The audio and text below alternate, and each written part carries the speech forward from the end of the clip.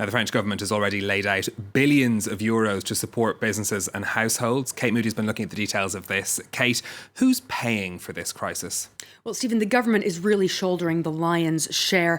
We can break it down with some figures that were released by the French Treasury.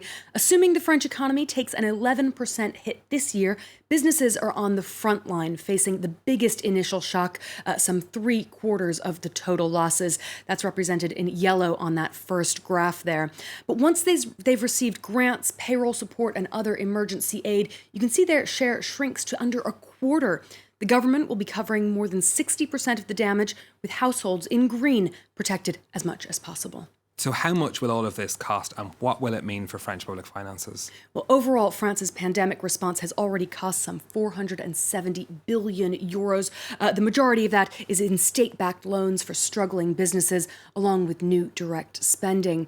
That sent the public debt level soaring from 98% of GDP last year to over 117% this year. That ratio is projected to remain high for the next 5 years or so as the state starts to scale back its emergency support. It has vowed not to increase taxes to fill up its coffers. France's top central banker has warned that while the current burst of spending is justified, down the road the government will need to regain control of its finances and live within its means.